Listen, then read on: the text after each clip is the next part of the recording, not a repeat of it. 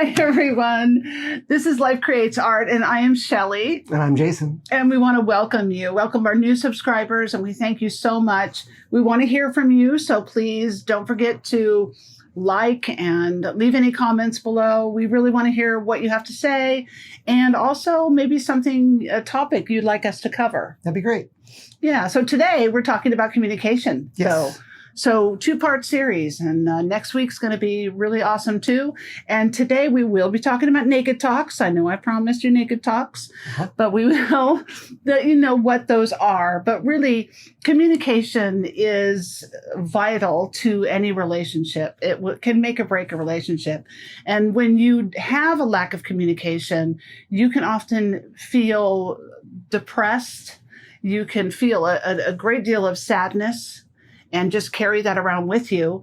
And also it can make you feel emotionally and physically sick, and it can lead to divorce too. Yep, eventually. Yeah, absolutely. So whatever we face, I mean, whether it be... Yeah, a discussion or argument you have about anything, basically, anything like money, sex, kids, intimacy, affection too, in your career, anything you discuss, the root of all those things. If you lack empathy towards the other person or vulnerability, that can cause problems. Yeah, that's what we found is really the base of communication, a good communication. And in my last relationships, 2 long relationships, I did not feel vulnerable at all. I mean, we're talking about a 19-year marriage, 5 children, and we had sex with the lights off. I mean, that's how closed off I was as far as vulnerability is concerned. And when you have that closed off feeling, and it's really a self-worth issue and also a safety issue, a trust issue. But when you cannot be completely vulnerable with the one that you love, the one that you're sharing your life with, then there is going to be a lack of communication there. There's going to be a breakdown in your communication. And for me, it was empathy. I didn't empathize with, I've built up a wall that just wasn't coming down. I wasn't going to budge on anything. And I didn't care what you were going through. I didn't really care. And that's no way to start anything. You've got to have some empathy towards the other person on what they're going through and what they're dealing with. Like I said before, any of those things, money, sex, kids, all that stuff. And we really came into this relationship where I had a year of pretty much often counseling because I would have very codependent behavior. And so I broke down a lot of those walls, and I made a decision when Jason and I got together that I was not going to hide myself anymore. In any kind of relationship, I was not going to put up any barriers between myself and the person that I was sharing with. There was going to be complete truth back and forth. And I made a decision early on that I was going to work on all of that, work on empathy and all. Because when we got together, we really had to, because we both had these sort of attitudes coming into our relationships, wasn't it? Attitudes, yeah. I'm going to be me, and I'm going to be completely vulnerable. I'm going to be completely honest, and I don't care what you're going through. This is me. Take it or leave it. Yeah. So and that doesn't really work. So it doesn't, because what we found was we really loved each other, and we wanted to do something different. We wanted our relationship to be different than the other past relationships we had had. Like everybody wants. That had failed. Yes, absolutely. So when it comes to you, no matter where you are in your relationship, whether you're starting a new relationship, whether you're in one and you're the one screaming, I need to communicate. I can't communicate. I'm having these problems. Then these sorts of things will help you, because really it's up to us. And I think that's what we both did. We both worked on ourselves and in agreement together, but we also had to do some work on ourselves in order to make this work. So it's important that you think about yourself and what you need to do to change, and then be empathetic, which we'll talk about empathy and vulnerability a little more.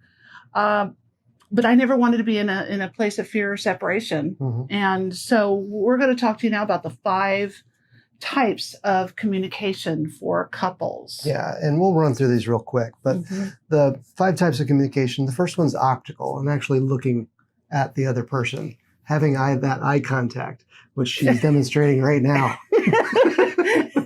I mean, it's such a small thing, but yeah, if you're not looking at the person, you're not communicating with them. It makes a difference. If you're looking here, you're looking there, and you're not looking at your partner, then they're going to know that you're not really communicating with them. Another thing is auditory, is listening to the person, listening and looking at the same time, and listening to what they're saying.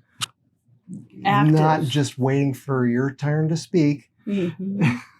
Yeah, which has to do, which we were going to cover next week, but it's part of active listening, and that is really hear out the person and hear what they have to say. And that's tough, because you want to just cut off the other person just like that. Yeah, because you have something in your mind that you got to say. And believe me, I'm terrible at that. And your head's going to explode if you don't say it.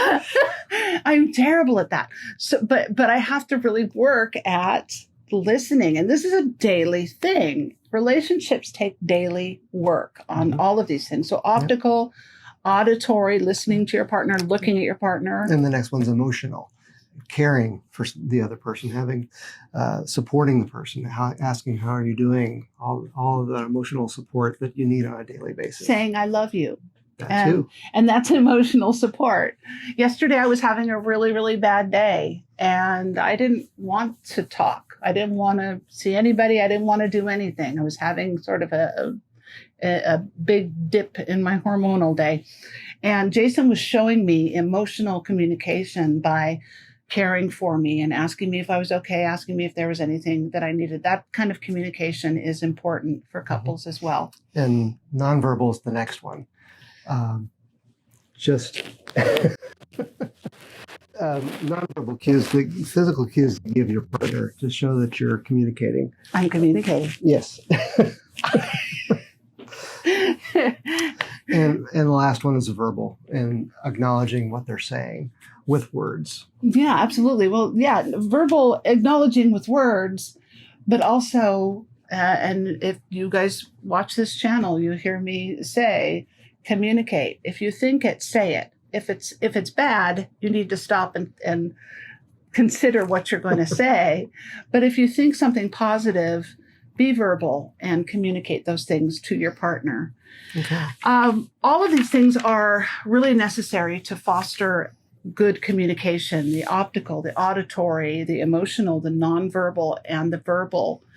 But there are things that we mentioned earlier, and that is vulnerability and empathy.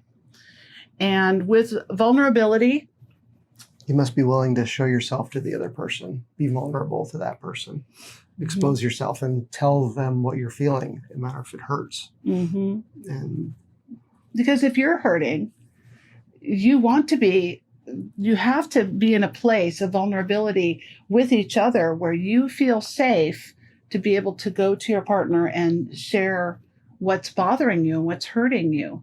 If you're not able to do that, then you have to try. You have to be humble, and you have to keep trying.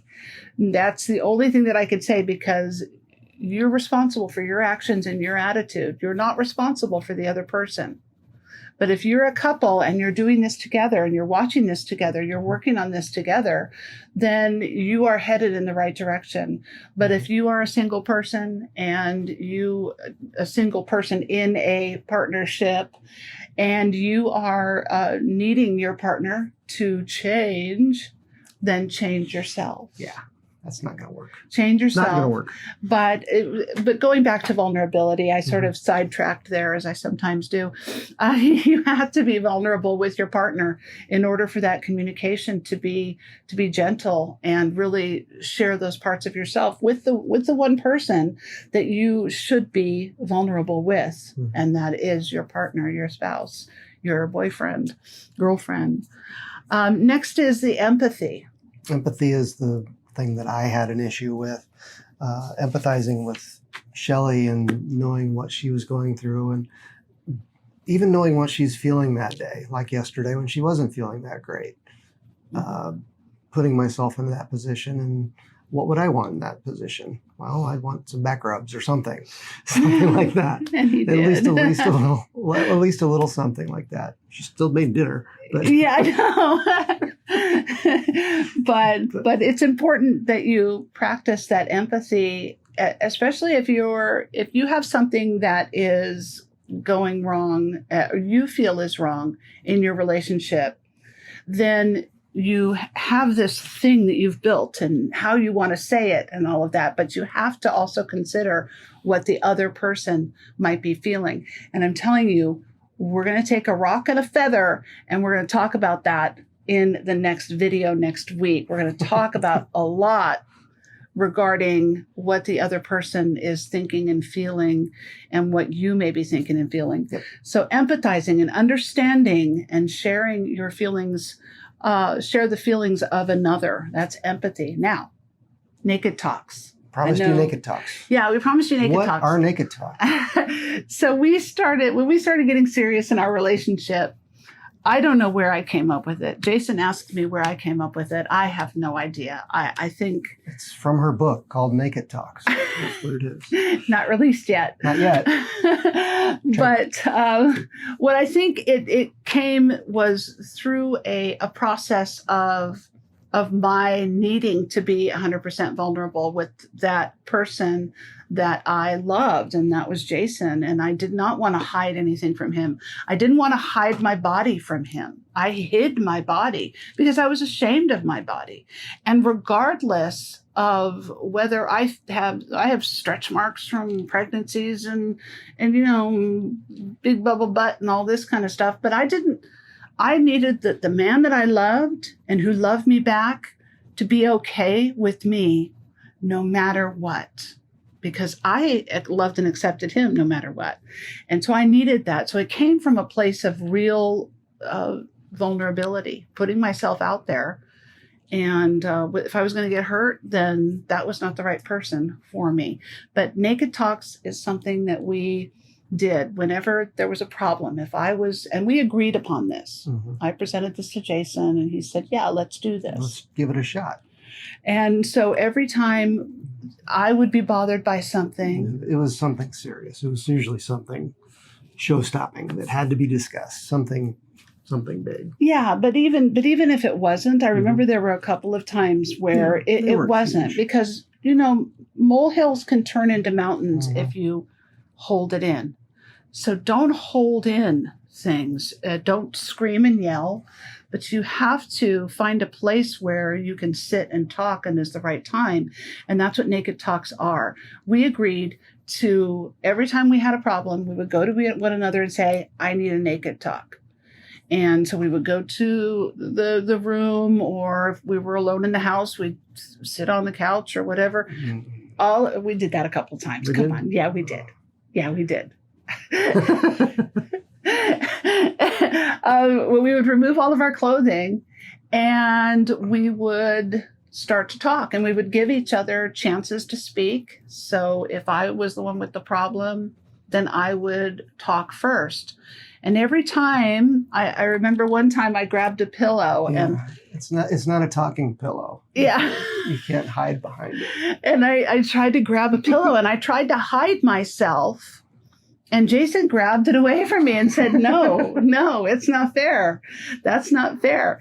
Because I needed to, I was trying to hide myself. And in a way, when you try to hide yourself, you pull back from that vulnerability, and you can't be fully vulnerable with your conversation and with your partner. Mm-hmm. And that's how I wanted to be. And so you put yourself out there when you're naked. Yeah, it's hard to really do anything else at that point. Mm-hmm. You're naked.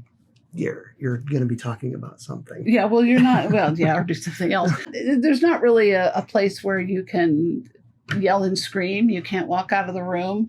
It is really a vulnerable place to be, and it is a wonderful practice. So if there's something that you've got going on right now, no matter how many years you've been married or together, try Naked Talks, because it really does free you.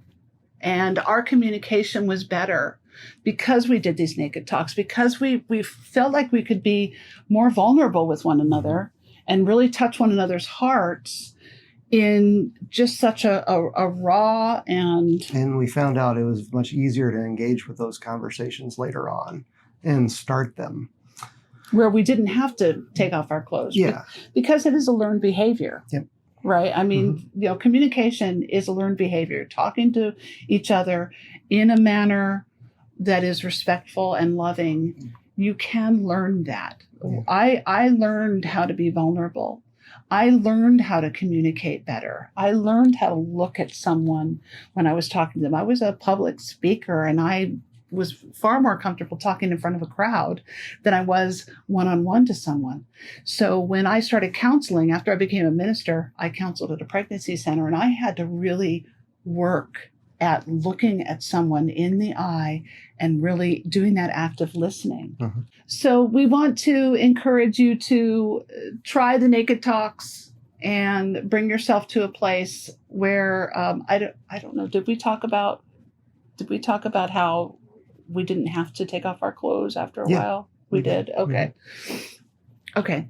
So thank you so much for watching this, and we really want you to be in a place of great communication with your partner, and that way you can increase your feeling of joy and happiness, and walk every day knowing that you're in a secure and loving relationship. And it does take work. It takes every day a conscious effort to do those sorts of things. And these tools definitely help in that communication, because like you said, it's a learned behavior. It's something that sometimes doesn't come naturally.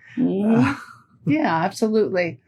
And but we're so glad you joined us. And next week, part 2 of communication with the rock and the feather.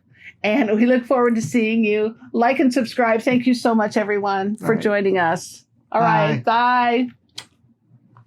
For your intimate relationships, for your boss and all of that. No. Not your boss. Naked Talks with the boss.